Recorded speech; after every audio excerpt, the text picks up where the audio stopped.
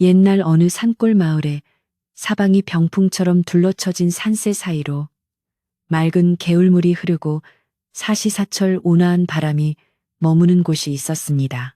사람들의 발길이 뜸한 깊은 산속이었으나 흙이 기름지고 햇살이 따뜻하여 몇 가구가 모여 오손도손 살아가는 평화로운 마을이었습니다. 그 마을 어귀 언덕 배기에는 오래되어 낡았지만 주인의 손길이 닿아 반들반들 윤이 나는 기와집 한 채가 서 있었는데 담장 너머로는 계절마다 고운 꽃들이 피어나고 마당은 항상 정갈하게 비질이 되어 있어 보는 이들의 마음마저 깨끗하게 만들곤 했습니다.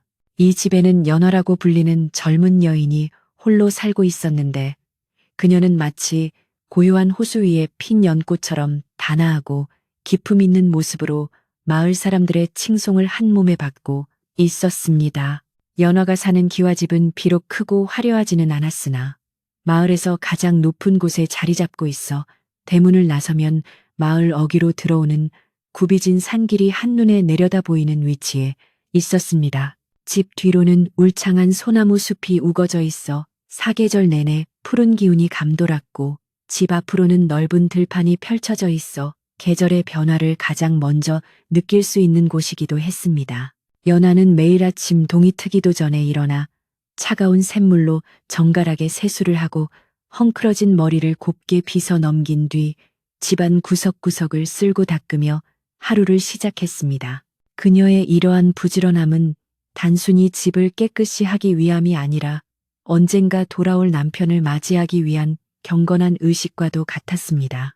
연화의 남편은 글 읽기를 좋아하고 심성이 고든 선비로 마을 사람들은 그를 김선비라고 불렀습니다. 두 사람은 혼인한 지 얼마 되지 않아 깊은 정을 나누며 행복하게 살았으나 김선비는 가문의 명예를 드높이고 나라의 쓰임이 되고자 과거 시험을 보기 위해 한양으로 떠나게 되었습니다.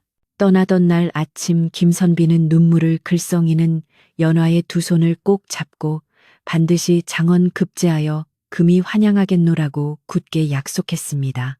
연화는 남편의 뒷모습이 산모퉁이를 돌아보이지 않을 때까지 대문 앞에 서서 하염없이 손을 흔들었고 그날 이후로 그녀의 시계는 오직 남편이 돌아올 날만을 가리키며 멈추어 버린 듯 했습니다. 남편이 떠난 후 연화는 시부모님을 극진히 모시며 집안의 대소사를 도맡아 처리했습니다. 연로하신 시부모님은 아들이 없는 빈자리를 며느리의 효심으로 채우며 사셨으나 세월의 흐름을 거스르지 못하고 차례로 세상을 떠나고 말았습니다. 시부모님의 장례를 치르는 동안에도 연화는 슬픔을 안으로 사기며 예를 다했고 마을 사람들은 그녀의 지극한 효성에 감동하여 칭찬을 아끼지 않았습니다.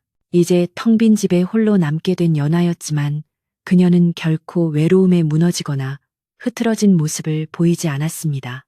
오히려 남편이 돌아왔을 때 집안이 기울어 있지 않도록 더욱더 살림에 매진하며 낮에는 밭을 일구고 밤에는 배틀에 앉아 배를 짜며 긴 기다림의 시간을 견뎌냈습니다. 마을 동쪽 언덕 위에는 어른 키보다 훨씬 큰 바위 하나가 우뚝 솟아 있었는데 사람들은 이 바위를 마을을 지켜주는 수호석이라 여기며 신성시했습니다. 연화는 매일 해가 뉘엿뉘엿 넘어갈 무렵이면 하던 일을 멈추고 이 바위가 있는 언덕으로 올라갔습니다. 바위 위에 서면 한양으로 향하는 구불구불한 신장로가 멀리까지 보였기 때문입니다. 그녀는 바위 옆에 다소곳이 서서 붉게 물드는 저녁 노을을 배경으로 혹시나 남편의 모습이 보이지 않을까 하여 눈이 시리도록 길끝을 바라보곤 했습니다. 비가 오나 눈이 오나 하루도 거르지 않고 언덕을 오르는 그녀의 모습은 어느새 마을의 익숙한 풍경이 되어버렸습니다. 봄이 오면 산과 들의 진달래와 철쭉이 만발하여 온 세상이 붉게 물들었지만 연화의 마음은 오직 남편에 대한 그리움으로 더욱 붉게 타올랐습니다. 그녀는 밭에서 캐온 봄나물을 정성스럽게 다듬으며 남편이 좋아하던 나물 반찬을 떠올리곤 했습니다. 이 나물을 무쳐드려야 하는데 한양 밥상은 입에 맞으실지 모르겠구나 하며 혼잣말을 되뇌는 그녀의 목소리에는 깊은 안타까움과 사랑이 배어 있었습니다. 따뜻한 봄바람이 불어와 그녀의 옷자락을 스칠 때면 마치 남편이 다가와 어깨를 감싸주는 것만 같아 잠시 일손을 놓고 먼 산을 응시하기도 했습니다. 여름이 되어 뜨거운 햇살이 대지를 달구고 장마비가 쏟아질 때에도 연화의 정성은 식을 줄을 몰랐습니다. 세찬 비바람이 몰아쳐 마당에 흙이 씻겨 내려갈까 걱정되어 밤새 잠을 이루지 못하고 도랑을 정비했으며 습기 찬 방 안에 군부를 지펴 눅눅함을 없애고 남편의 서책들이 상하지 않도록 꼼꼼히 살폈습니다. 무더운 날씨에 땀이 비오듯 흘러내려도 그녀는 흐트러짐 없는 자세로 삼배를 짰는데 그 배로 남편의 여름 옷을 지어놓기 위함이었습니다. 마루 한켠에는 해마다 지어놓은 남편의 옷들이 차곡차곡 쌓여만 갔지만 주인 잃은 옷들은 주인을 기다리는 연화의 마음처럼 하얗게 발해가고 있었습니다. 가을이 찾아와 들판이 황금빛으로 물들고 산마다 단풍이 곱게 내려앉으면 연화의 기다림은 더욱 깊어만 갔습니다. 수확의 계절이 되어 마을 사람들이 풍년가 들판에서 흥겹게 노동요를 부를 때에도 연화는 홀로 타작을 하며 수확한 곡식을 가장 좋은 것들로만 골라 광에 들였습니다.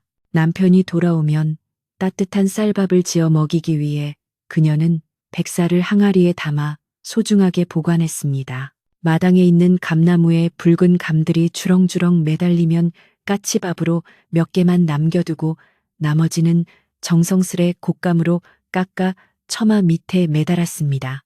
바람에 흔들리는 곶감을 보며 그녀는 남편과 함께 곶감을 나눠 먹던 지난날의 추억에 잠기곤 했습니다. 흰 눈이 소복이 쌓이는 겨울이 되면 세상은 고요한 잠에 빠져들었지만 연화의 집에서는 밤늦도록 호롱불빛이 새어나왔습니다.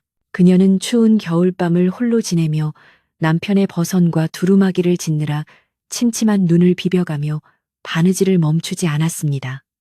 문풍지가 윙윙거리는 바람 소리에 떨릴 때마다 혹시 남편이 대문 밖에서 문을 두드리는 소리는 아닐까 하여 흠칫 놀라 귀를 기울이기도 했습니다. 눈 덮인 언덕길이 미끄러워 오르기 힘들 때에도 그녀는 지팡이에 의지해 바위로 향했고 하얀 설원 위에 찍힌 그녀의 발자국은 마을 사람들에게 무언의 울림을 주었습니다. 마을 사람들은 그런 연화를 보며 혀를 차면서도 한편으로는 존경의 눈빛을 보냈습니다. 우물가에 모인 아낙네들은 물동이를 내려놓고 연화의 이야기를 꽃피우곤 했습니다. 김선비가 떠난 지 벌써 몇 해가 지났는데 어쩜 저리 한결같을까. 나라면 벌써 지쳐서 포기했을 거야. 옆에 있던 다른 아낙이 맞장구를 쳤습니다. 그러게 말이야. 저런 정성이면 하늘도 감동해서 김선비를 금방 보내주실 텐데 소식 한 장 없으니 야속하기도 하지. 사람들은 연화의 앞에서는 애써 밝은 척하며 덕담을 건넸지만 뒤돌아서서는 그녀의 기구한 운명을 안타까워하며 긴 한숨을 내쉬었습니다. 연화가 기다림의 장소로 삼은 언덕 위의 바위는 어느새 그녀의 눈물과 한숨이 배어들어 검게 변한 듯 했습니다. 그녀는 바위를 어루만지며 바위에게 말을 걸기도 했습니다. 바위야, 너는 그 높은 곳에서 저 멀리 한양 땅이 보이니 우리 서방님은 잘 계시는지, 밥은 굶지 않으시는지, 어디 아픈 곳은 없는지 네가 대신 보고 나에게 말 좀 해주렴. 대답 없는 바위였지만 연화에게는 세상 어떤 말벗보다 위로가 되는 존재였습니다. 차가운 바위의 감촉이 오히려 뜨거운 그녀의 가슴을 식혀주는 듯하여 그녀는 해가 저물어 어둠이 깔릴 때까지 바위 곁을 떠나지 못했습니다. 어느 날은 마을의 촌장인 송노인이 지팡이를 짚고 연화의 집을 찾아왔습니다. 송노인은 마을에서 가장 연로하고 지혜로운 어른으로 연화의 시아버님과도 각별한 사이였습니다. 그는 마루에 걸터 앉아 연화가 내온 따뜻한 차를 마시며 걱정스러운 눈빛으로 물었습니다. 연화야, 몸은 좀 어떠하냐? 너무 무리하지 말고 쉬어가며 하거라. 김선비도 네가 이렇게 고생하는 걸 알면 마음 편치 않을 게다. 연화는 공손히 고개를 숙이며 대답했습니다. 염려 마세요, 어르신. 저는 괜찮습니다. 서방님이 오실 때까지 집안을 잘 건사하는 것이 제 도리인걸요. 송노인은 그녀의 굳은 의지를 확인하고는 말없이 고개를 끄덕이며 돌아갔습니다. 연화의 집 마당 한 구석에는 오래된 매화나무 한 그루가 심어져 있었습니다.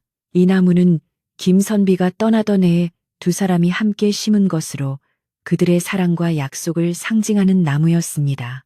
연화는 매일 아침 매화나무를 살피며 물을 주고 가지를 쳐주었습니다. 겨울이 지나고 매화 꽃봉오리가 맺히기 시작하면 그녀의 가슴도 덩달아 설레었습니다.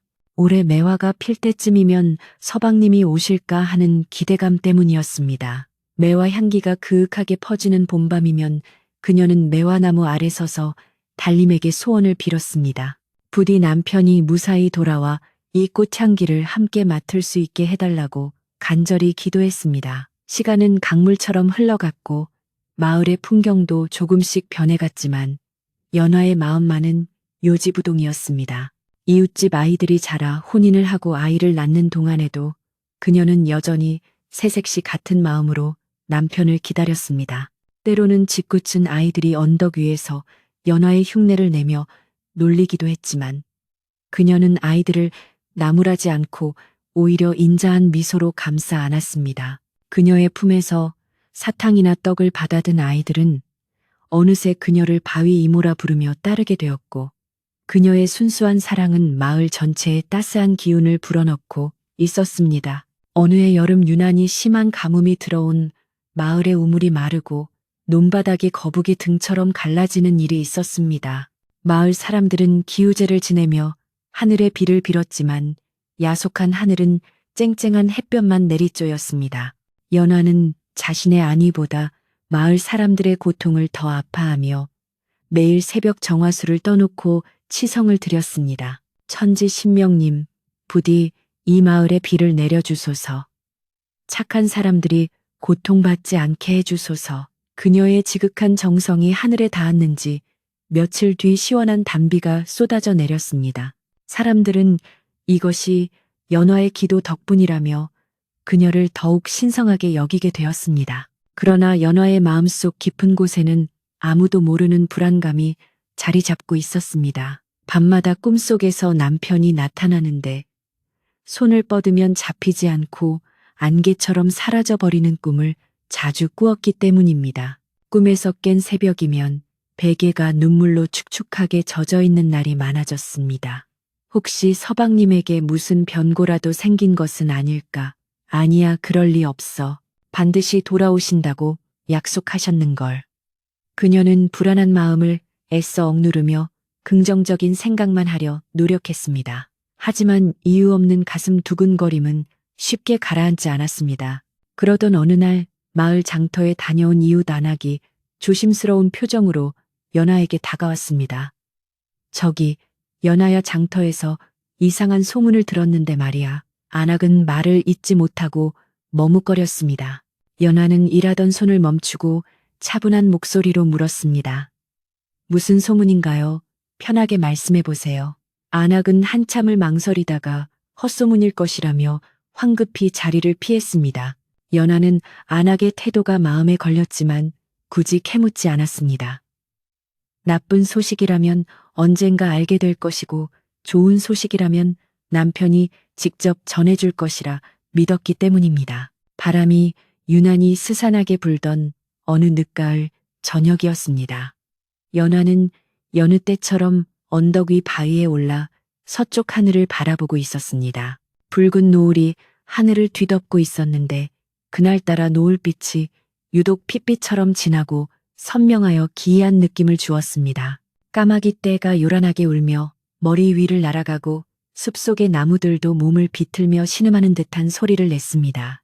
연화는 옷깃을 여미며 불안한 눈빛으로 산 아래 길을 주시했습니다. 마치 무언가 거대한 운명의 소용돌이가 자신을 향해 다가오고 있음을 직감하는 듯 했습니다. 그녀의 시선 끝에 멀리 산모퉁이를 돌아 마을로 들어오는 낯선 행상의 모습이 희미하게 보였습니다. 보찜을 지고 바쁘게 걸음을 재촉하는 그 행상은 마을의 정적을 깨뜨리는 유일한 움직임이었습니다. 연화의 가슴이 쿵쿵 뛰기 시작했습니다. 혹시 저 사람이 남편의 소식을 가지고 온 것은 아닐까? 아니면 그저 지나가는 길손일까? 그녀는 바위를 붙잡은 손에 힘을 주며 행상의 움직임을 쫓았습니다. 기대와 두려움이 교차하는 순간 차가운 바람이 그녀의 볼을 스치고 지나갔습니다. 날이 어두워지자 연하는 무거운 발걸음을 돌려 집으로 내려왔습니다. 부엌에 들어가 불을 지피고 저녁 준비를 했지만 좀처럼 밥이 넘어가지 않았습니다. 아까 본 핏빛 노을과 까마귀 소리가 자꾸만 머릿속을 맴돌았기 때문입니다.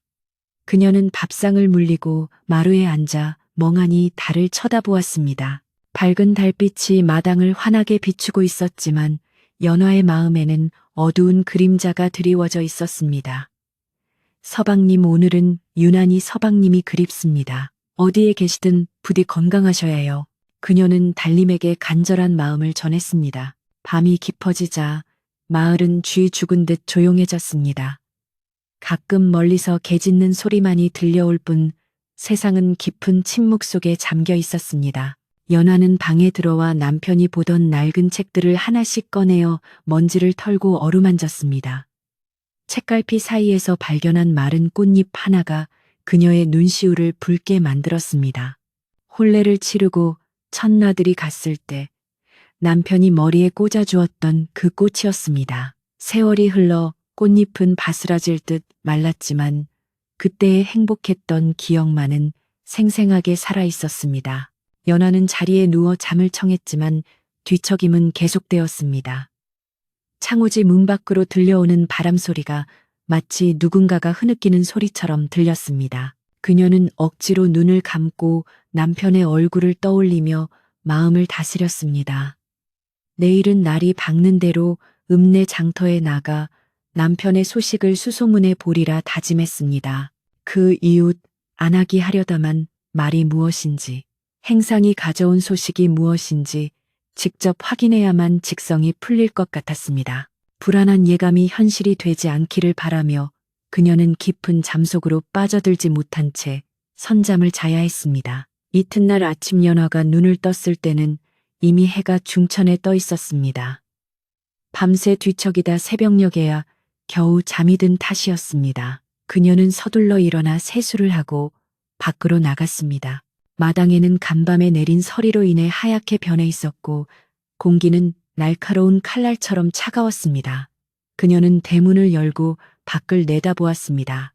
마을 어기정자나무 아래에 몇몇 사람들이 모여 웅성거리고 있는 모습이 보였습니다. 그들의 표정이 심상치 않아 보였습니다. 연화는 불길한 예감을 떨치지 못한 채 천천히 그들을 향해 발걸음을 옮겼습니다. 이것이 그녀에게 닥쳐올 거대한 시련의 시작임을 아직 그녀는 알지 못했습니다. 마을 어귀에 있는 커다란 느티나무 아래는 언제나 사람들의 이야기꽃이 피어나는 장소였습니다. 그날도 아침 일찍부터 아낙네들과 노인들이 삼삼오오 모여 앉아 있었는데 그 중심에는 보찜을 풀고 있는 낯선 박물장수가 있었습니다. 그는 전국 방방곡곡을 돌아다니며 물건뿐만 아니라 온갖 세상 소식을 전해주는 이야기꾼이기도 했습니다. 사람들은 그가 풀어놓는 비단이며 놀이개 구경에 정신이 팔려 있었지만 사실 그들의 귀는 박물장수의 입에서 나올 한양 소식에 더 쏠려 있었습니다. 박물장수는 사람들의 기대를 안다는 듯 헛기침을 몇 번 하더니 짐짓 심각한 표정으로 보찜 깊숙한 곳에서 새로운 이야기를 꺼낼 준비를 했습니다. 박물장수는 침을 튀기며 한양의 화려한 풍경과 임금님의 행차 이야기를 늘어놓았습니다. 마을 사람들은 눈을 동그랗게 뜨고 그의 말 한마디 한마디에 고개를 끄덕이며 감탄사를 연발했습니다. 그러던 중 한 노인이 불쑥 끼어들며 물었습니다.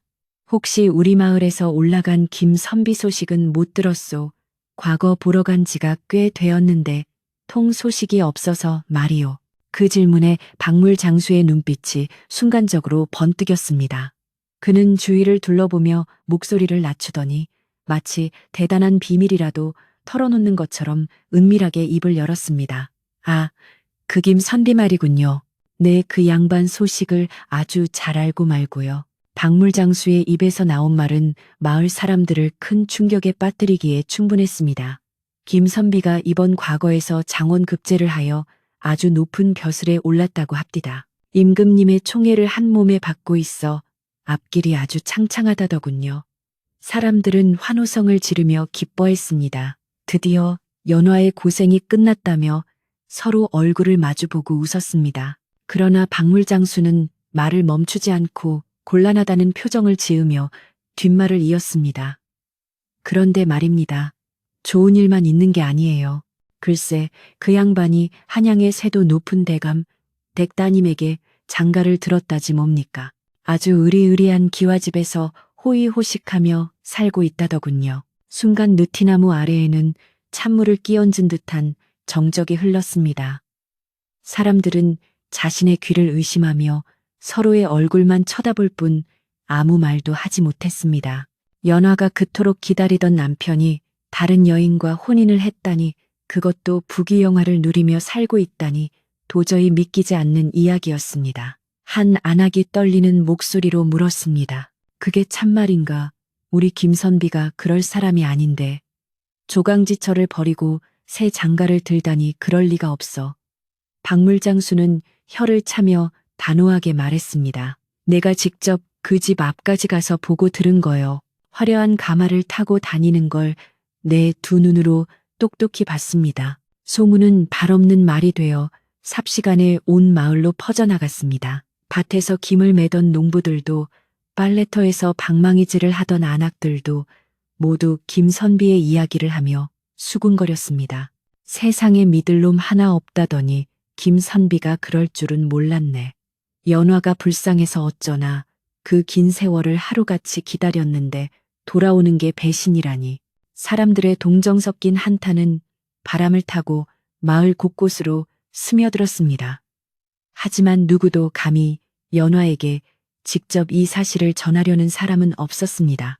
그녀가 받을 상처가 얼마나 클지 알기에 차마 입을 떼지 못하고 멀리서 지켜만 볼 뿐이었습니다. 한편 마을에서 가장 부유하지만 욕심이 많기로 소문난 최 부자는 이 소식을 듣고 쾌재를 불렀습니다. 그는 평소 연화가 살고 있는 언덕 위의 집터와 그 주변의 기름진 땅을 탐내고 있었습니다. 그곳은 마을이 한눈에 내려다 보이는 명당 자리였기에 언젠가는 그 땅을 차지하여 자신의 별장을 짓겠다는 야심을 품고 있었던 것입니다. 하지만 김선비가 돌아올 것이라는 기대와 마을 사람들의 눈초리 때문에 감히 손을 대지 못하고 있었습니다. 그런데 김선비가 다른 여자와 살림을 차렸다는 소식은 최 부자에게 더할 나위 없는 기회였습니다.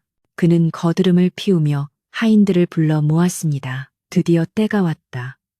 주인 없는 집이나 다름없으니 이제 그 땅은 내 것이 된 셈이야.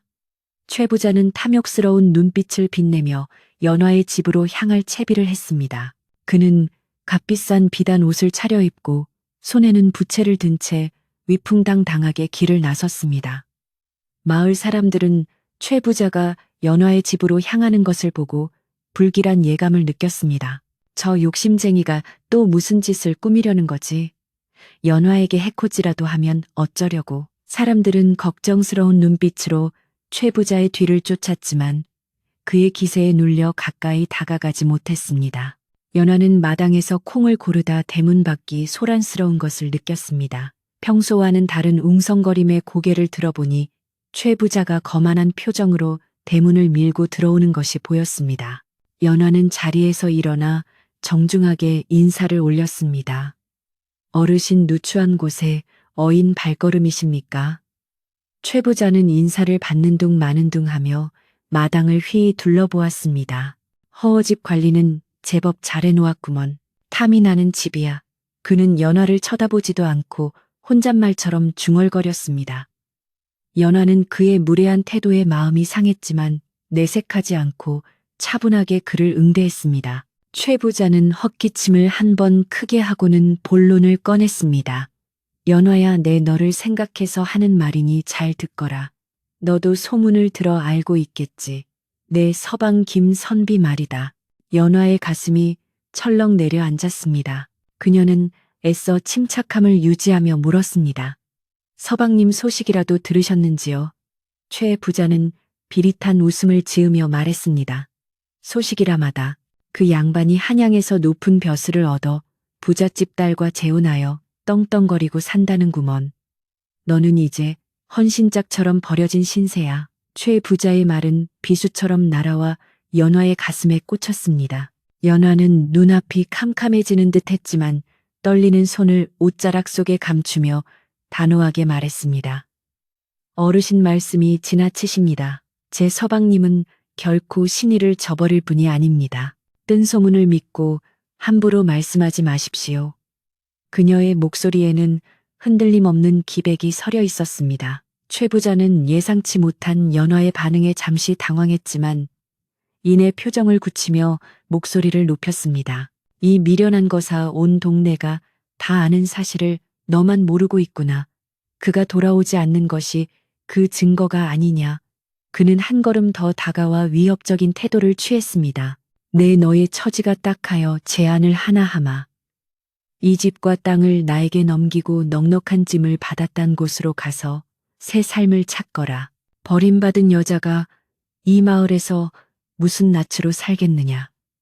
남편이 새 부인을 데리고 오면 쫓겨나는 건 시간 문제야. 최 부자는 마치 큰 선심이라도 쓰는 듯 말했지만 그 속내는 검은 욕심으로 가득 차 있었습니다. 그는 문서 꾸러미를 꺼내 흔들어 보이며 당장이라도 도장을 찍으라고 종용했습니다.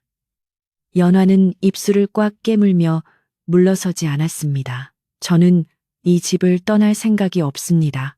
서방님이 오실 때까지 이곳을 지킬 것입니다. 돌아가 주십시오. 최 부자의 얼굴이 불그락 푸르락 변했습니다. 좋은 말로 회유하려 했으나 통하지 않자 화가 치밀어 오른 것입니다. 네가 정녕 내 호의를 무시하겠다는 거냐? 김선비가 돌아오면 네가 무사할 것 같으냐? 내가 힘을 쓰면 너 하나쯤 마을에서 내쫓는 건 일도 아니다. 최 부자가 고래고래 소리를 지르며 행패를 부리기 시작하자 담장 밖에서 지켜보던 마을 사람들도 웅성거리기 시작했습니다. 하지만 최 부자의 위세가 무서워 누구 하나 선뜻 나서서 말리는 이가 없었습니다. 연화는 두려움에 떨면서도 끝까지 눈물을 보이지 않고 그를 노려보았습니다. 그때 대문 밖에서 굵직하고 엄한 목소리가 들려왔습니다. 이복의 최 부자 대낮에 남의 집에서 이게 무슨 행패인가. 지팡이를 짚은 송노인이 마을 청년들의 부축을 받으며 들어오고 있었습니다. 송노인은 백발이 성성한 마을의 가장 큰 어른으로 평소 온화하지만 불의를 보면 참지 않는 성품이었습니다.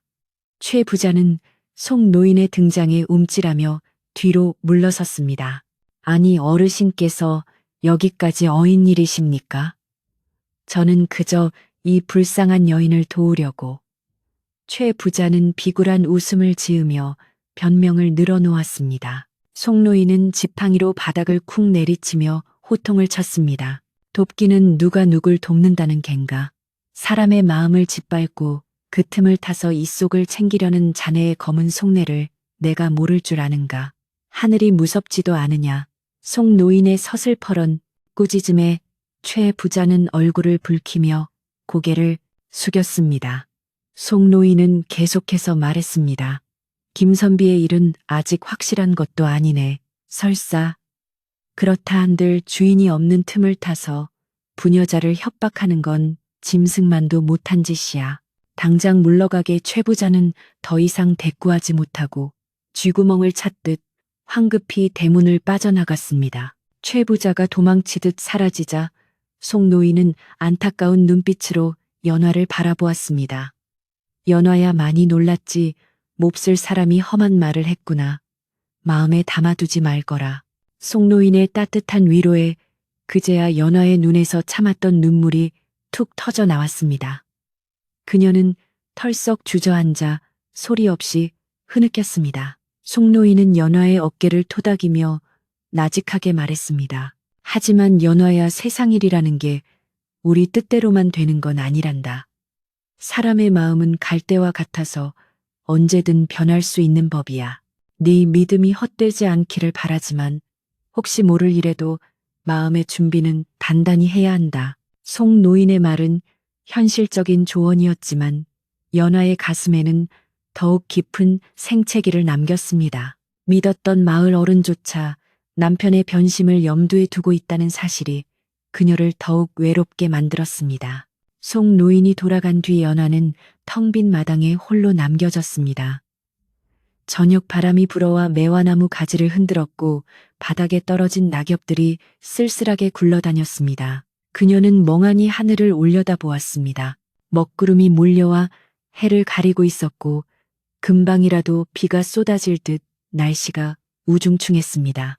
그녀의 마음속 풍경과 너무나도 닮아 있었습니다. 연화는 비틀거리는 걸음으로 부엌에 들어가 쌀을 씻었습니다. 밥을 지어야 했지만 손에 힘이 들어가지 않아 자꾸만 그릇을 놓쳤습니다. 쌀 씻은 물에 비친 자신의 얼굴이 오늘따라 낯설게 느껴졌습니다. 정말 서방님이 다른 여인을 만나셨을까? 내가 늙고 초라해져서 싫어지신 걸까? 꼬리에 꼬리를 무는 의심들이 독버섯처럼 피어올랐습니다. 그녀는 고개를 세차게 흔들며 나쁜 생각들을 떨쳐내려 했습니다. 아니야, 그럴 리 없어. 우리가 함께한 약속이 있는데. 그녀는 스스로에게 최면을 걸듯 중얼거렸습니다. 밥상은 차렸지만 숟가락을 들 기운조차 없었습니다.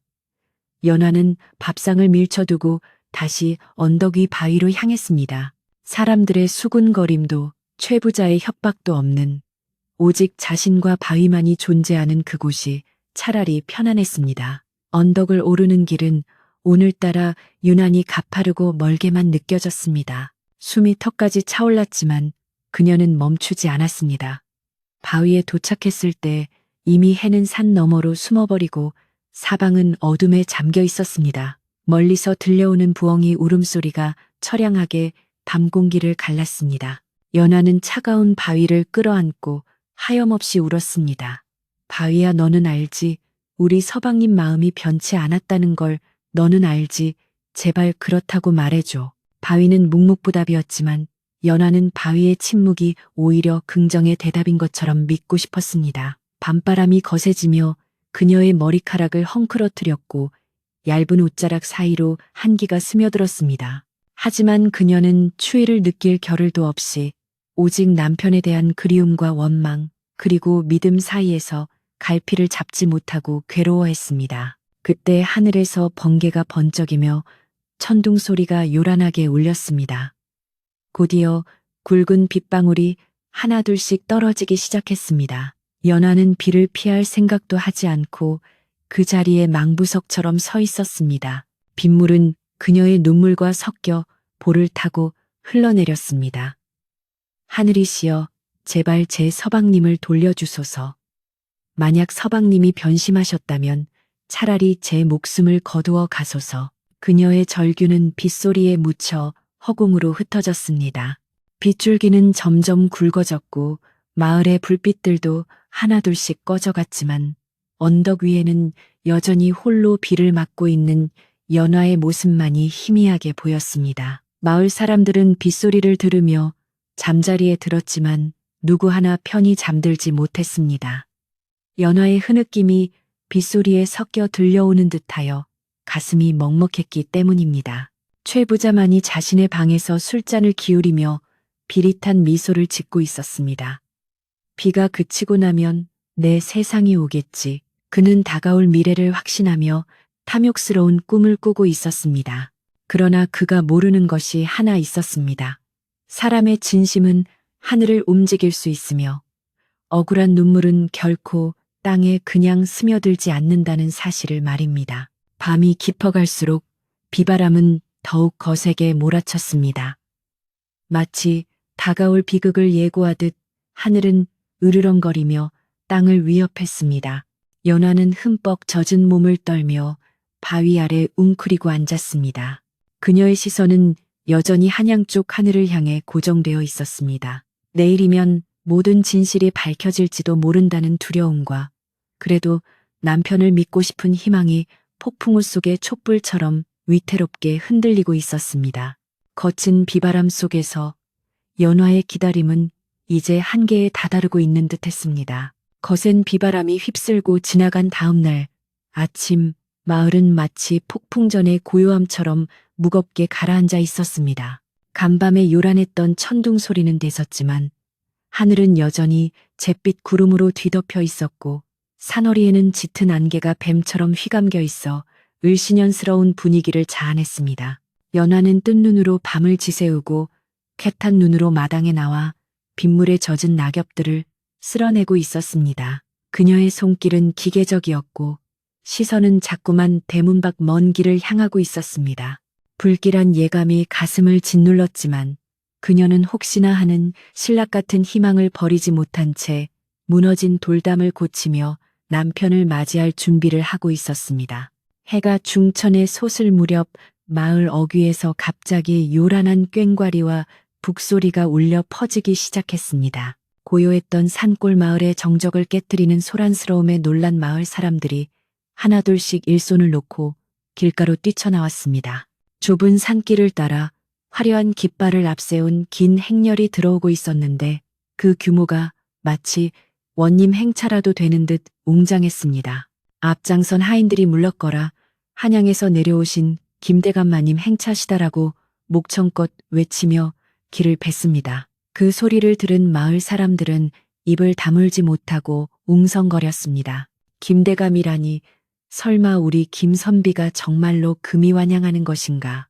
연화도 대문 밖에서 들려오는 소리에 빗자루를 떨어뜨리고 말았습니다. 심장이 터질 듯이 요동치고 다리가 후들거려 제대로 서 있기가 힘들었습니다. 그녀는 떨리는 손으로 옷매무새를 다듬고 헝클어진 머리를 급히 정리한 뒤 대문 앞으로 달려나갔습니다. 10년이라는 긴 세월 동안 꿈속에서만 그리던 서방님이 드디어 돌아오신다는 사실에 감격의 눈물이 왈칵 쏟아졌습니다. 아, 하늘이 내 기도를 들어주셨구나. 서방님이 약속을 지키셨어. 그녀는 어젯밤에 불안했던 마음을 자책하며 벅찬 가슴을 안고 행렬이 다가오는 쪽을 바라보았습니다. 행렬의 중앙에는 4명의 가마꾼이 메고 있는 으리으리한 가마가 위풍당당하게 다가오고 있었습니다. 가마의 덮개는 고급 비단으로 장식되어 있었고 술 장식들이 찰랑거리며 권위를 뽐냈습니다. 연화는 숨을 죽이고 가마가 멈추기를 기다렸습니다. 드디어 가마가 연화의 집 앞마당 입구에 멈춰서고 하인이 엎드려 등을 대주자 가마 문이 열렸습니다. 그 안에서 비단 관복을 차려입고 배가 불룩하게 나온 중년의 사내가 거만하게 발을 내디뎠습니다. 10년 전에 풋풋하고 맑았던 모습은 온데간데 없고 기름진 얼굴에 세속의 때가 묻은 모습이었지만 분명히 그토록 기다리던 남편 김선비였습니다. 연하는 반가움에 체면도 있고 맨발로 뛰어나가며 외쳤습니다. 서방님 드디어 오셨군요. 제가 얼마나 기다렸는지 아십니까? 그녀는 남편의 옷자락이라도 잡고 싶은 마음에 손을 뻗었습니다. 그러나 김선비의 반응은 그녀의 예상과는 전혀 달랐습니다. 그는 연화가 다가오자 마치 더러운 것이라도 본 듯 미간을 찌푸리며 뒷걸음질 쳤습니다. 그리고는 손에 들고 있던 부채로 연화의 손을 탁 쳐내며 차갑게 내뱉었습니다. 에이 재수없게 웬 미친 여자가 달려드는 게냐. 여봐라 저 여자를 당장 끌어내라. 연화는 자신의 귀를 의심했습니다. 10년을 하루같이 기다려온 아내에게 건네는 첫마디가 재수없다는 말이라니 믿을 수가 없었습니다. 그녀는 멍한 표정으로 남편을 올려다보며 애원했습니다. 서방님 저 연화입니다. 서방님의 아내 연화란 말입니다. 저를 알아보지 못하시나이까. 김선비는 코웃음을 치며 그녀를 싸늘하게 내려다보았습니다. 내 아내는 저기 오고 있다. 너 같은 시골 촌부와 내가 무슨 상관이란 말이냐. 나는 이제 한양의 높은 벼슬아치다. 과거에 보잘것없던 인연 따위는 기억나지 않는다. 그때 김선비의 뒤를 따르던 또 다른 화려한 가마의 문이 열리고 눈이 부실 정도로 아름다운 비단 옷을 입은 젊은 여인이 내렸습니다. 그녀는 뽀얀 피부에 붉은 입술을 가진 전형적인 한양 미인이었습니다. 그녀는 김선비의 팔짱을 끼며 교태 섞인 목소리로 물었습니다. 대감이 남루한 여인은 누구입니까? 분위기를 망치게 왜 이러고 있나요? 김선비는 표정을 싹 바꾸어 다정한 목소리로 대답했습니다. 부인 신경 쓸 것 없소. 예전에 잠시 알던 동네 사람인데 정신이 좀 온전치 못한 모양이요. 그 광경을 지켜보던 마을 사람들은 경악을 금치 못했습니다. 아무리 사람이 변해도 조강지처를 모른 척하고 정신 나간 사람 취급을 하다니 이는 짐승만도 못한 짓이었습니다. 송노인이 지팡이를 들고 나서려 했으나 김선비가 데리고 온 덩치 큰 호위 무사들이 앞을 가로막아 다가갈 수 없었습니다. 연화는 그 자리에 주저앉아 하염없이 눈물을 흘렸습니다. 서방님, 어떻게 저에게 이러실 수 있습니까?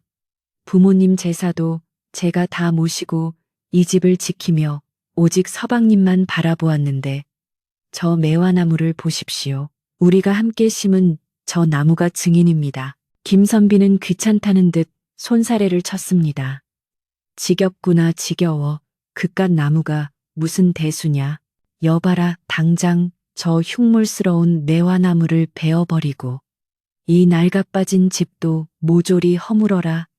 이곳에 내 새 부인이 쉴 별장을 지을 것이다. 경치 하나는 좋으니 정자를 세우면 딱 맞겠구나. 그의 말이 떨어지기가 무섭게 하인들이 도끼와 망치를 들고 달려들었습니다. 연화가 비명을 지르며 말리려 했지만 하인들에게 밀려 땅바닥에 내동댕이 쳐졌습니다. 아름다웠던 매화나무가 도끼질 몇 번에 처참하게 쓰러졌습니다.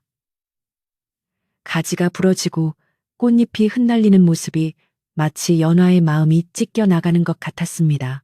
하인들은 마루에 올라가 연화가 밤새 짜놓은 배와 정성스레 지어놓은 옷가지들을 마당으로 집어던졌습니다. 흙탕물에 뒹구는 남편의 옷들을 보며 연화는 가슴을 쥐어 뜯었습니다. 그녀의 10년 세월이, 그녀의 청춘과 사랑이 순식간에 쓰레기 취급을 받으며 짓밟히고 있었습니다. 김선비와 새 부인은 그 모습을 보며 낄낄거리고 웃기까지 했습니다. 연화는 더 이상 울지 않았습니다. 눈물조차 말라버린 극도의 슬픔은 어느새 차가운 분노와 절망으로 변해가고 있었습니다. 그녀는 천천히 자리에서 일어났습니다. 흙투성이가 된 치마를 털지도 않고 흐트러진 머리를 만지지도 않았습니다. 다만 텅 빈 눈동자로 자신이 그토록 사랑했던 남편이었던 이제는 괴물이 되어버린 사내를 뚫어지게 응시했습니다. 그녀의 눈빛이 어찌나 서늘하고 깊은지 웃고 떠들던 김선비마저 순간 등골이 오싹해져 웃음을 멈출 정도였습니다. 김선비님, 연화가 났지만 또렷한 목소리로 불렀습니다. 이제는 더 이상 서방님이라 부르지 않았습니다. 제가 10년을 기다린 것은 벼슬을 한 대 감님이 아니라 저와 마음을 나누었던 그 선비님이었습니다. 하지만 그분은 이미 돌아가셨고 여기 있는 것은 껍데기뿐이군요. 부귀영화의 눈이 멀어 사람의 도리를 저버린 당신에게 더 이상 제 정성은 아무런 의미가 없습니다. 그녀의 목소리는 떨리지 않았지만 그 안에 담긴 한한은 듣는 이들의 가슴을 베는 듯 날카로웠습니다. 연화는 몸을 돌려 집 밖으로 걸어 나갔습니다. 김선비는 흥이제야 주제를 파악하고 떠나는구나. 진작 그럴 것이지 라며 비웃었지만 연화는 대문을 나서 마을 밖으로 가는 길이 아니라 반대편 언덕 위로 향했습니다. 그녀가 매일 올라 남편을 기다리던 그 바위가 있는 곳이었습니다. 마을 사람들은 숨을 죽이고 그녀의 뒷모습을 지켜보았습니다. 바람이 거세게 불어와 그녀의 옷자락을 미친 듯이 흔들었지만 그녀의 발걸음은 멈추지 않고 묵묵히 언덕을 오르고 있었습니다. 언덕을 오르는 한 걸음 한 걸음마다 연화는 지난날의 추억을 하나씩 내려놓았습니다. 남편과 처음 만났던 설렘 신혼방의 따스한 온기 떠나던 날의 눈물, 그리고 사무치던 그리움까지 그 모든 기억들이 이제는 날카로운 가시가 되어 그녀의 심장을 찔렀습니다. 발밑에 채이는 돌멩이 하나, 풀 한 포기에도 그녀의 손길이 닿지 않은 것이 없었는데 이제는 이 모든 것과 작별해야 할 시간이 왔음을 직감했습니다. 하늘은 점점 더 어두워져 대낮인데도 밤처럼 컴컴해졌고 검은 구름이 소용돌이치며 바위 위로 몰려들었습니다. 마침내 바위 앞에 선 연화는 아래를 내려다보았습니다. 자신의 집은 하인들에 의해 부서지고 있었고 마당에는 김선비가 차려놓은 술판이 벌어지고 있었습니다. 그들의 웃음소리가 바람을 타고 희미하게 들려왔습니다. 세상의 비정함과 인간의 간사함에 치가 떨렸습니다.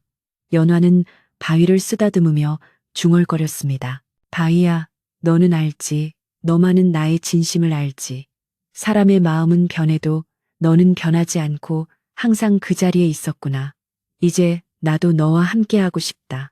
연화는 하늘을 우러러보며 두 손을 모았습니다. 그녀의 마지막 기도가 시작되었습니다. 하늘이시여 굽어 살피소서. 저는 지아비를 하늘처럼 섬기고 부모님께 효를 다하며 한 점 부끄러움 없이 살아왔습니다. 그러나 돌아온 것은 배신과 모멸뿐입니다. 제 사랑이 어리석었다고 비웃으셔도 좋습니다.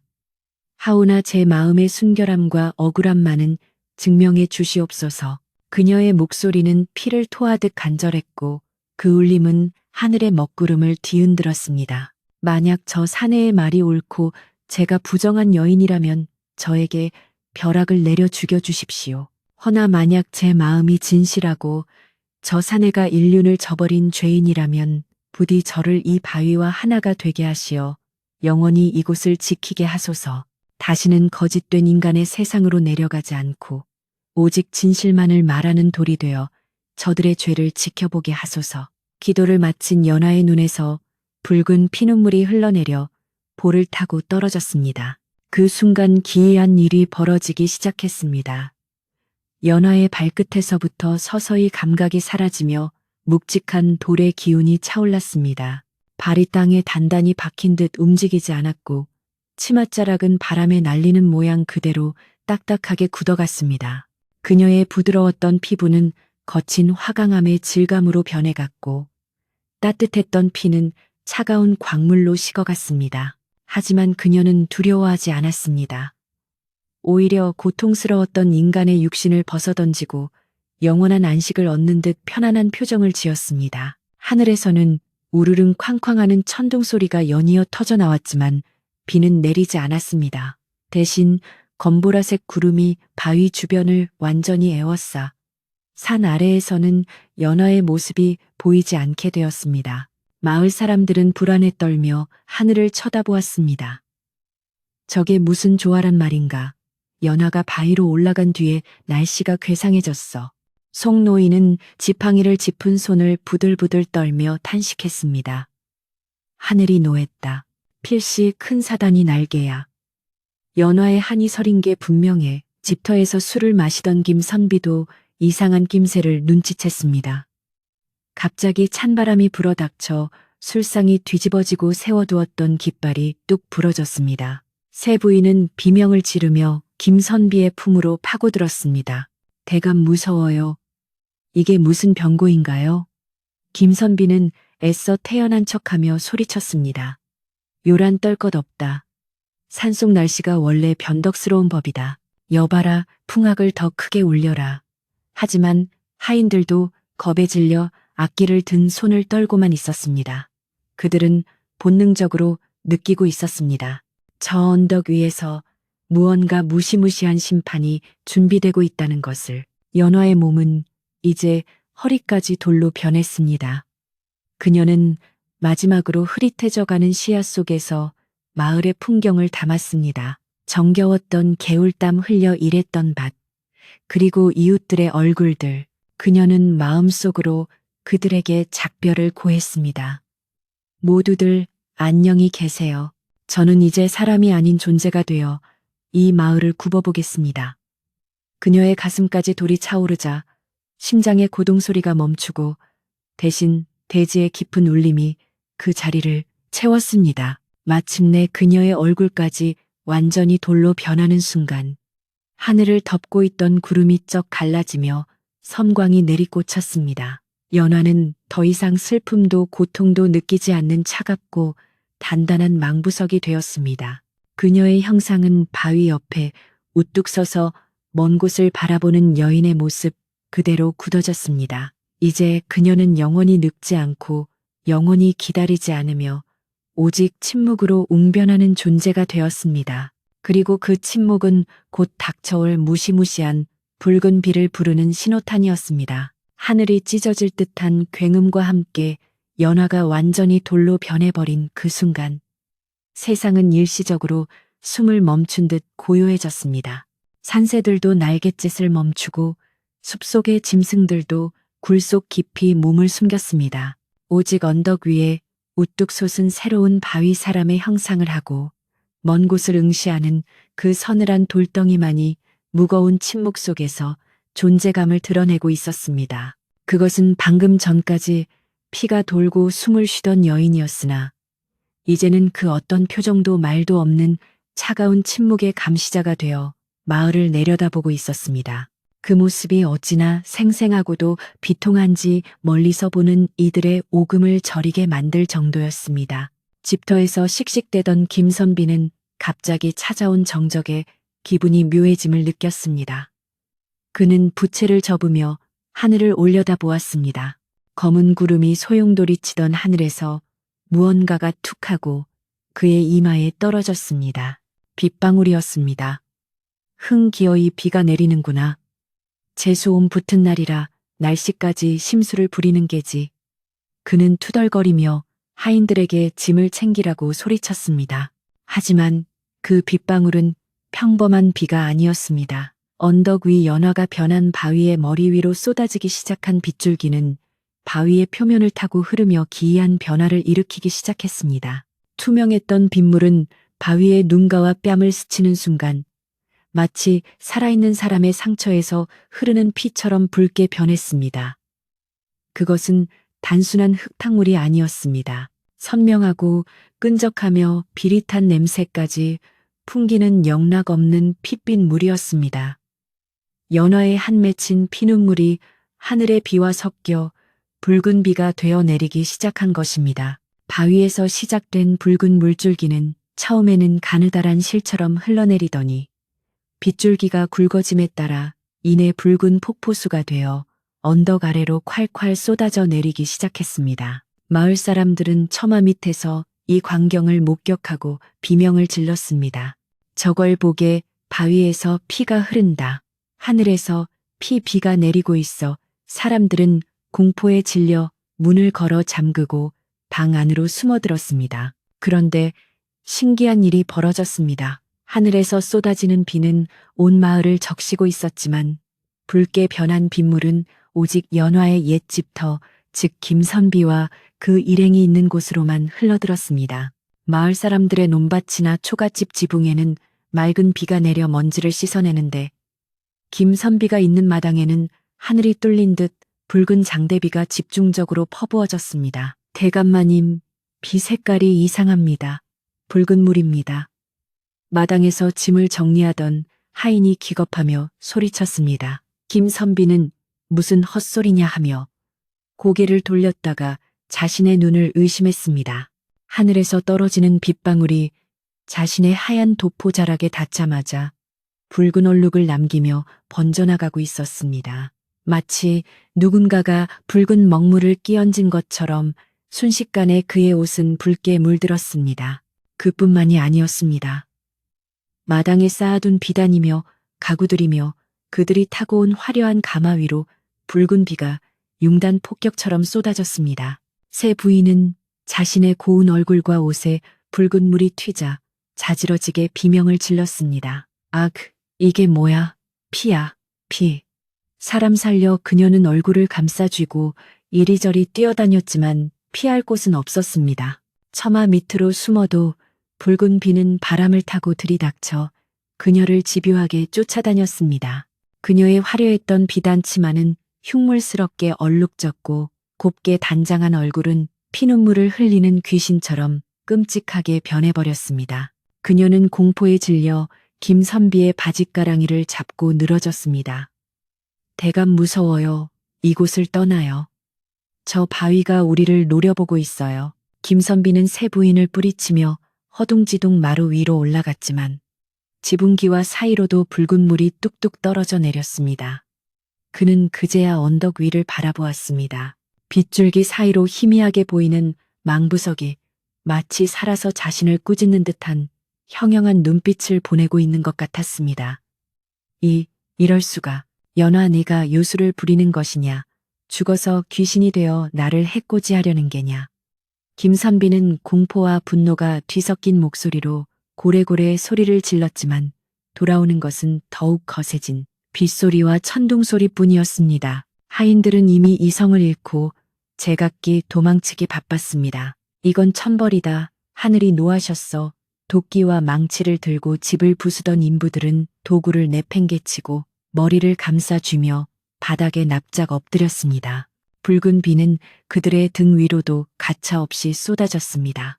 아무리 털어내려 해도 붉은 얼룩은 지워지지 않고 오히려 더 깊이 스며들었습니다. 그들은 자신들이 저지른 짓이 얼마나 큰 죄였는지를 뼈저리게 느끼며 살려달라고 하늘에 빌었습니다. 김선비가 이놈들 어디를 가느냐, 나를 지켜라 라고 호통쳤지만 그 누구도 주인의 명령을 듣지 않았습니다. 마당은 순식간에 붉은 물바다가 되었습니다. 김선비가 가져온 값비싼 물건들은 붉은 흙탕물에 잠겨 쓰레기처럼 떠다녔습니다. 그가 자랑하던 권세와 부귀 영화가 하늘의 심판 앞에서는 아무런 힘도 쓰지 못하는 종이 조각에 불과했습니다. 김선비는 붉게 물든 자신의 손을 내려다보며 덜덜 떨었습니다. 그 손은 연화를 밀치고 조강지처를 모욕했던 바로 그 손이었습니다. 빗물은 마치 그 죄를 씻을 수 없다는 듯 끈질기게 그의 살켓을 파고들었습니다. 그때 더욱 강력한 천둥이 치며 김선비가 서 있던 마루의 기둥 하나가 우지끈 부러졌습니다. 집이 무너질 듯 흔들리자 김선비는 중심을 잃고 붉은 물이 고인 마당으로 굴러떨어졌습니다.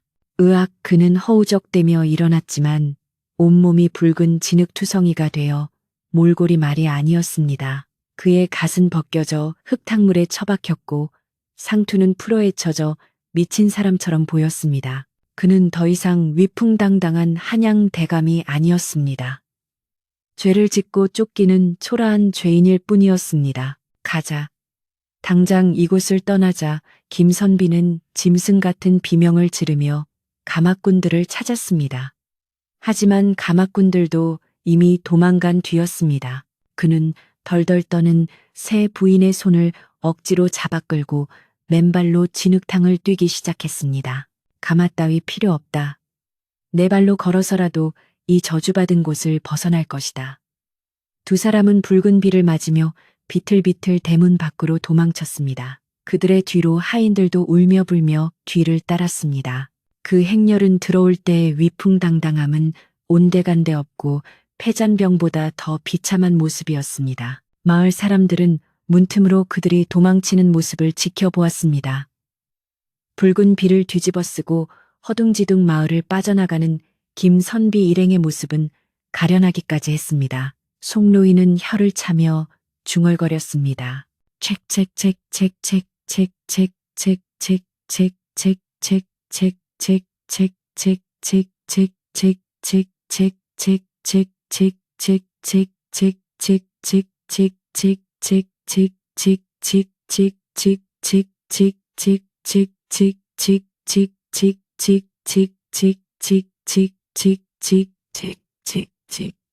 최부자 역시 자신의 집문을 걸어 잠그고 이불을 뒤집어 쓴 채 벌벌 떨고 있었습니다.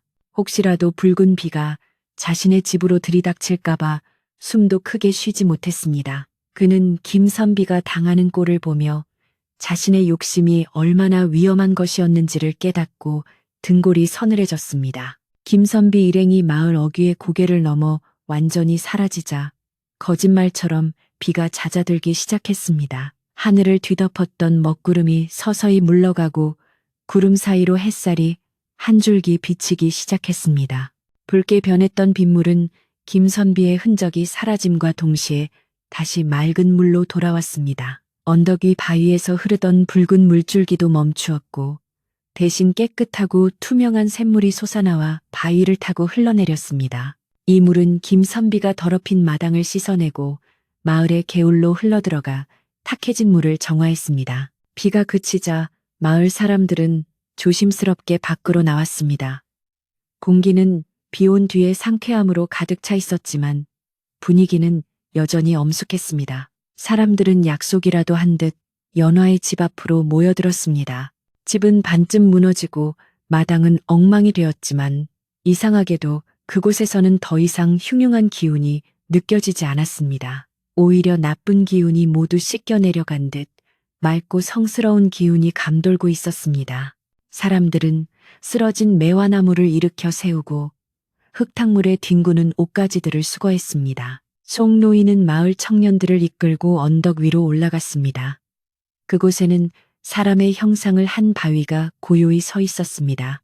가까이서 본 바위는 멀리서 볼 때보다 더욱 연화와 닮아 있었습니다. 특히 남편을 기다리며 먼 곳을 바라보던 그 애절한 눈매가 바위에 그대로 새겨져 있어 보는 이들의 가슴을 울렸습니다. 바위 주변에는 방금 내린 비로 인해 작은 물웅덩이가 생겨 있었는데 그 물은 수정처럼 맑았습니다. 송노인은 바위 앞에 무릎을 꿇고 절을 올렸습니다. 연아야, 네가 큰일을 했구나. 네 덕분에 마을의 더러움이 씻겨나갔다. 뒤따라온 마을 사람들도 모두 바위 앞에 엎드려 절을 했습니다. 아낙네들은 바위를 어루만지며 눈물을 흘렸습니다. 불쌍한 연화, 차라리 돌이 되어 편안해지거라. 이제는 기다리지 말고 아파하지도 말고 우리 마을의 수호신이 되어주렴. 사람들의 통곡 소리가 언덕을 메웠습니다. 그러나 그것은 슬픔만의 눈물은 아니었습니다. 억울함이 풀리고 정의가 실현된 것에 대한 안도감과 연화의 숭고한 희생에 대한 감사의 눈물이라 할 수 있었습니다.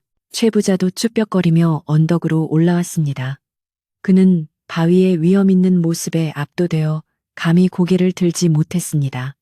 그는 바위 앞에 넙죽 엎드려 용서를 빌었습니다. 연화야, 아니 연화 아씨, 내가 잘못했소. 내 욕심이 과했소. 다시는 이 땅을 탐내지 않으리다. 부디 노여움을 푸시고 우리 마을을 지켜주시오. 최 부자의 참회는 진심이었습니다. 그는 붉은 비의 공포를 통해 천벌의 무서움을 똑똑히 보았기 때문입니다. 그날 이후 최 부자는 마을 사람들에게 베풀며 사는 사람이 되겠다고 다짐했습니다. 해가 저물고 밤이 찾아왔지만 마을은 어둠에 잠기지 않았습니다. 구름이 거친 밤하늘에는 보름달이 휘영청 떠올라 언덕 위의 망부석을 환하게 비추었습니다. 달빛을 받은 바위는 마치 은은한 광채를 내뿜는 듯 신비로워 보였습니다. 바위 아래에서 솟아나는 맑은 물소리가 또르르 또르르 울려 퍼지며 지친 마을 사람들의 마음을 어루만져 주었습니다. 김선비가 부수어 놓은 집터는 비록 폐허가 되었지만 그 자리는 이제 아무도 함부로 범접할 수 없는 신성한 공간이 되었습니다. 마을 사람들은 늦은 밤까지 잠을 이루지 못하고 삼삼오오 모여 앉아 그날의 일을 이야기했습니다. 붉은 비가 내릴 때 내 평생 그렇게 무서운 건 처음 봤어. 연화의 한이 얼마나 깊었으면 피눈물을 흘렸겠어. 그래도 악한 자들이 쫓겨나서 천만 다행이야. 이제 우리 마을은 연화가 지켜줄 거야. 사람들의 대화 속에서 연화는 더 이상 버림받은 여인이 아니라 마을을 악으로부터 구해낸 영웅이자 수호신으로 다시 태어나고 있었습니다. 밤바람이 불어와 나뭇잎을 흔들었지만 전날처럼 스산하거나 불길하지 않았습니다.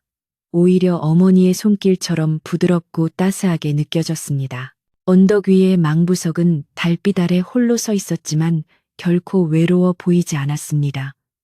온 마을 사람들의 마음이 그 바위를 향하고 있었기 때문입니다. 연화의 육신은 돌이 되었으나 그녀의 넋은 마을의 공기 속에, 물 속에, 그리고 사람들의 이야기 속에 스며들어 영원한 생명을 얻었습니다. 하지만 이야기는 여기서 끝이 아닙니다. 연화가 남긴 기적은 단순히 김선비를 쫓아낸 것에서 멈추지 않았습니다. 그녀가 흘린 피눈물이 정화되어 흐른 그 물에는 신비한 힘이 깃들어 있었고 마을에는 새로운 축복이 기다리고 있었습니다. 망부석이 된 연화가 마을 사람들에게 마지막으로 선물할 따뜻한 결말이 남아 있었습니다. 폭풍우가 지나간 자리에 어떤 꽃이 피어날지 사람들은 기대와 경외감을 품고 평온한 밤을 맞이하고 있었습니다. 폭풍우가 휩쓸고 지나간 뒤 찾아온 마을의 평화는 이전보다 더욱 깊고 단단해져 있었습니다. 연화의 피눈물이 섞인 붉은 비가 김선비의 탐욕을 씻어내고 그 뒤를 이어 솟아난 맑은 샘물이 마을의 묵은 때를 벗겨낸 덕분이었습니다. 사람들은 아침에 눈을 뜨면 가장 먼저 언덕 위를 올려다보며 하루를 시작했습니다. 그곳에는 이제 슬픔이 아닌 위엄을 갖춘 망부석이 마을을 굽어 살피고 있었기 때문입니다. 햇살이 비치면 바위는 황금빛으로 빛났고 비가 오면 더욱 차분한 색으로 젖어들어 마치 살아있는 사람의 피부처럼 숨을 쉬는 듯 했습니다. 마을 사람들은 더 이상 바위를 두려워하지 않았고 오히려 마음의 안식처로 여기게 되었습니다. 마을 사람들은 자발적으로 모여 연화가 살던 집터와 바위 주변을 정비하기 시작했습니다. 무너진 담장을 깨끗하게 치우고 그 자리에 연화를 기리는 작은 사당을 짓기로 뜻을 모았습니다. 누가 시키지 않아도 남자들은 산에서 튼튼한 나무를 베어오고 여자들은 강가에서 고운 돌을 주워왔습니다. 그들의 손길 하나하나에는 연화에 대한 미안함과 고마움이 담겨 있었습니다. 비록 화려하지는 않지만 마을 사람들의 정성이 가득 담긴 소박하고 단아한 사당이 바위 옆에 세워졌습니다. 그곳은 억울하게 떠난 연화의 넋을 위로하고 그녀의 변치 않는 사랑을 기억하는 공간이 되었습니다. 놀라운 변화는 최 부자에게서도 일어났습니다.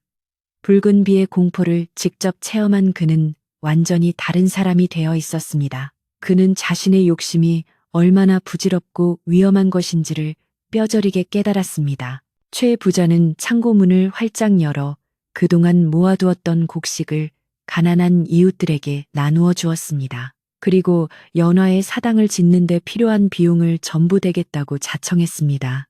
내 죄를 씻기에는 턱없이 부족하지만 이렇게라도 연화 아씨에게 속죄하고 싶네.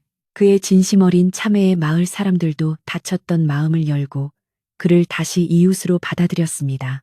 마을은 이제 빈부의 격차나 미움 없이 하나로 어우러지는 진정한 공동체가 되었습니다. 바위 아래에서 솟아나는 샘물은 마르지 않는 축복이 되어 마을을 적셨습니다.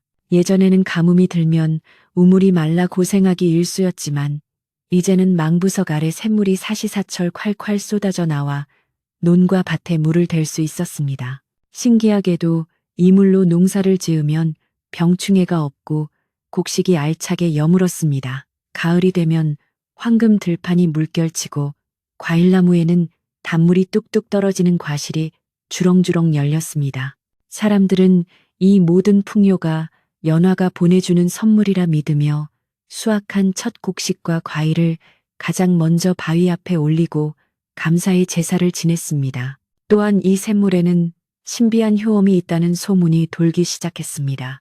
원인 모를 병에 시달리던 사람이 이 물을 마시고 씻은 듯이 나았다는 이야기가 퍼지면서 인근 마을뿐만 아니라 먼 곳에서도 사람들이 찾아오기 시작했습니다. 아픈 아이를 업고 온 어머니 지팡이에 의지한 노인들이 간절한 마음으로 바위 앞에 엎드려 기도를 올렸습니다.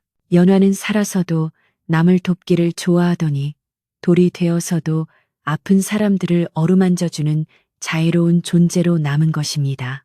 바위 주변은 언제나 사람들의 발길이 끊이지 않았지만 소란스럽지 않고 경건하고 따뜻한 분위기가 감돌았습니다. 계절이 바뀌어 봄이 오면 바위 주변에는 이름 모를 들꽃들이 만발하여 꽃대궐을 이루었습니다. 연화가 생전에 좋아했던 진달래와 철쭉이 바위를 포근하게 감싸 안아 마치 그녀에게 고운 옷을 입혀주는 듯했습니다. 나비와 벌들이 날아와 춤을 추고 산새들이 바위 위에 앉아 고운 노래를 불렀습니다. 마을 처녀들은 꽃을 꺾어 화관을 만들어 바위에 걸어주며 자신들도 연화처럼 지조 있고 아름다운 사랑을 할 수 있기를 소망했습니다. 바위는 더 이상 차가운 돌덩이가 아니라 생명이 살아 숨쉬는 따뜻한 봄의 정원이었습니다. 여름이 되어 뜨거운 태양이 내리쬐면 망부석은 시원한 그늘을 드리워 사람들의 땀을 식혀주었습니다. 농사일에 지친 농부들은 바위 아래 앉아 샘물을 마시며 휴식을 취했습니다. 바람이 바위를 스치고 지나갈 때면 마치 연화가 부채질을 해주는 것처럼 서늘한 기운이 느껴졌습니다. 아이들은 바위 주변을 놀이터 삼아 뛰어놀았습니다. 연화 이모, 우리 왔어요. 아이들이 제잘거리며 바위를 끌어안고 비비면 거친 바위 표면도 아이들의 살결처럼 부드럽게 느껴지곤 했습니다. 연화는 아이들의 웃음소리를 가장 좋아했던 사람이었기에 돌이 되어서도 아이들을 품어주는 넉넉한 어머니의 품이 되었습니다. 가을밤 달이 유난히 밝은 날이면 마을 사람들은 바위 앞에 모여 앉아 옛 이야기를 나누곤 했습니다. 그 중에서도 김선비에 대한 이야기는 권선징악의 교훈으로 아이들에게 전해졌습니다. 소문에 의하면 김선비는 마을을 떠난 뒤 벼슬길이 막히고 가져갔던 재물도 모두 잃어 비참한 생을 마감했다고 했습니다. 새 부인 또한 그를 떠나버려 쓸쓸히 늙어갔다는 이야기는 사람의 도리를 저버린 자의 말로가 어떠한지를 똑똑히 보여주었습니다. 사람들은 혀를 차면서도 한편으로는 연화의 숭고한 사랑이 더욱 빛나는 것에 고개를 끄덕였습니다. 겨울이 찾아와 온 세상이 하얀 눈으로 뒤덮여도 망부석 위에는 눈이 쌓이지 않았습니다. 눈이 내리자마자 스르르 녹아내려 언제나 본연의 모습을 유지하고 있었기 때문입니다. 사람들은 이것을 보고 연화의 뜨거운 정성이 아직도 식지 않았기 때문이라고 여겼습니다. 눈 덮인 사나이 홀로 검게 빛나는 바위의 모습은 고고하고도 강인해 보였습니다. 추운 겨울밤 길을 잃은 나그네들에게 이 바위는 이정표가 되어 주었고 마을을 지키는 든든한 등대가 되어 주었습니다. 세월은 유수와 같이 흘러 연화를 기억하는 노인들도 하나둘 세상을 떠나고 그들의 자손들이 마을의 주인이 되었습니다. 하지만 연화의 전설은 잊히지 않고 오히려 더욱 생생하게 전승되었습니다. 마을 어귀에 세워진 비석에는 열녀 연화의 망부석이라는 글귀가 새겨졌고 마을 이름도 연화리로 불리게 되었습니다. 젊은 부부들은 혼례를 치른 후 반드시 이곳을 찾아와 백년해로를 맹세하는 풍습이 생겨났습니다. 서로의 손을 꼭 잡고 바위 앞에서 변치 않는 사랑을 약속하는 그들의 모습은 연화가 그토록 바랐던 행복한 부부의 모습이었습니다. 어느 날 저녁 백발이 성성한 할머니가 손녀의 손을 잡고 언덕에 올랐습니다. 할머니는 바위를 쓰다듬으며 나직한 목소리로 이야기 보따리를 풀었습니다. 아가야, 옛날에 마음씨 고운 할머니가 살았단다. 그분은 사랑하는 사람을 위해 돌이 되는 것도 마다하지 않으셨지. 그 덕분에 우리 마을이 이렇게 평화롭게 잘 살 수 있는 거란다. 손녀는 눈을 반짝이며 물었습니다. 그럼 이 바위가 우리를 지켜주는 거예요. 할머니는 빙그레 웃으며 대답했습니다. 그럼 그렇고 말고 연화 할머니는 우리가 자는 동안에도 눈을 뜨고 나쁜 기운이 들어오지 못하게 막아주신단다. 해가 서산으로 완전히 넘어가고 밤하늘의 별들이 총총히 박히기 시작했습니다. 마을 집집마다 저녁 짓는 연기가 모락모락 피어오르고 구수한 밤냄새가 언덕까지 퍼져 올라왔습니다. 개 짖는 소리, 소울음소리, 그리고 가족들이 둘러앉아 웃음꽃을 피우는 소리가 어우러져 평화로운 교향곡을 만들어냈습니다. 망부석은 그 모든 소리를 조용히 듣고 있었습니다. 붉은 비를 뿌리며 분노했던 모습은 온데간데 없고 이제는 마을의 행복을 지켜보는 것만으로도 만족하는 듯한 온화한 표정이 바위에 서려 있었습니다. 밤이 깊어지자 마을의 불빛들이 하나둘 꺼지고 고요한 정적이 찾아왔습니다. 오직 바위 아래 흐르는 물소리만이 졸졸졸하며 자장가처럼 울려 퍼졌습니다. 달님도 구름 이불을 덮고 잠시 쉬어가듯 달빛이 바위 주변을 은은하게 비추었습니다. 바람이 불어와 나뭇잎들이 사각사각 소리를 내며 바위에게 말을 걸었습니다. 연하님, 오늘도 수고하셨어요. 편히 쉬세요. 자연의 모든 만물이 그녀를 위로하고 경배하는 밤이었습니다. 연화의 집터였던 자리에 자라난 새로운 매화나무에서는 그윽한 매화 향기가 퍼져나와 밤 공기를 채웠습니다. 그 향기는 천리 밖까지 퍼져나갈 듯 진하고 깊었습니다. 마치 연화의 영혼이 매화 향기가 되어 마을 구석구석을 어루만지고 다니는 것 같았습니다. 잠자리에 든 마을 사람들은 꿈속에서도 그 향기를 맡으며 행복한 미소를 지었습니다. 근심 걱정 없는 편안한 잠. 그것은 연화가 자신의 모든 것을 바쳐 지켜낸 마을 사람들의 일상이었습니다. 이제 이야기는 끝을 맺으려 합니다. 사랑하는 이를 기다리다 돌이 된 여인, 그리고 그 여인의 눈물로 정화된 마을. 슬픔은 승화되어 축복이 되었고, 한은 풀려서 사랑이 되었습니다.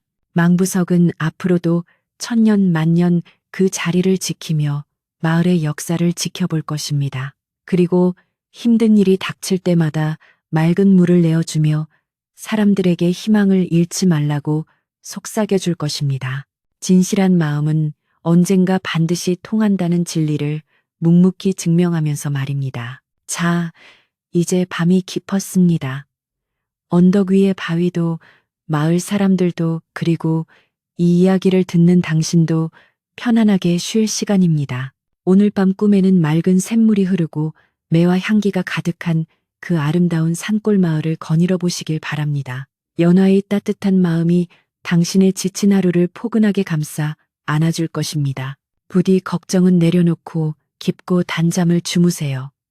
세상의 모든 기다림이 행복한 만남으로 이어지기를 바라며 이야기를 마칩니다.